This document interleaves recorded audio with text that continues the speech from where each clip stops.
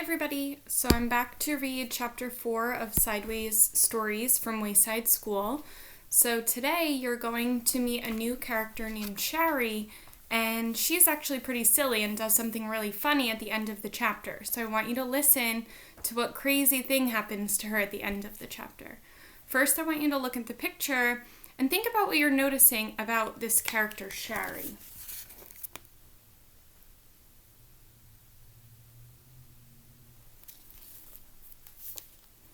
Sharie had long eyelashes. She weighed only 49 pounds. She sat next to the window in Mrs. Jewell's class. She spent a lot of time just staring out the window. Mrs. Jewell didn't mind.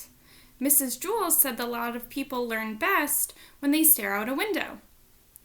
Sharie often fell asleep in class. Mrs. Jewell didn't mind that either. She said that a lot of people do their best learning when they are asleep. Sharie spent all of her time either looking out the window or sleeping. Mrs. Jewell thought she was the best student in the class. One afternoon, it was very hot. All of the windows were open, yet Sharie still wore her red and blue overcoat. The heat made her very tired. Mrs. Jewell was teaching arithmetic. Sharie pulled the hood up over her face, buried herself in her coat, and went to sleep. "Mrs. Jewell," said Kathy, "Sharie is asleep." "That's good," said Mrs. Jewell. "She must be learning something." Mrs. Jewell continued with the lesson. Sharie began to snore. "Mrs. Jewell, Sharie's snoring," said Kathy. "Yes, I can hear her," said Mrs. Jewell. "She must be learning an awful lot today. I wish the rest of you could be like her." Sharie began to toss and turn. She flopped over on top of her desk and then rolled over on top of Kathy's desk. Then she rolled back the other way. Kathy screamed.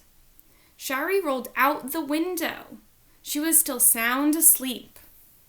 As you know, Mrs. Jewell's class was on the 30th story of Wayside School, so Sharie had a long way to go. After she had fallen 10 stories, Sharie woke up. She looked around. She was confused. She wasn't in Mrs. Jewell's class anymore, and she wasn't at home in bed. She couldn't figure out where she was. She yawned, pulled the hood back over her eyes, and went back to sleep. By that time, she had fallen another 10 stories. Wayside School had an exceptionally large playground. Lewis, the yard teacher, was way over on the other side of it when he happened to see Sharie fall out the window. He ducked under the volleyball net, hurtled past the kickball field, hopped over the hopscotch court, climbed through the monkey bars, sped across the grass, and caught Sharie just in time before she hit the ground. The people in Mrs. Jewell's class cheered. Sharie woke up in Lewis's arms. "Darn it, Lewis," she said. "What did you go and wake me up for?" "I'm sorry, Sharie," said Lewis.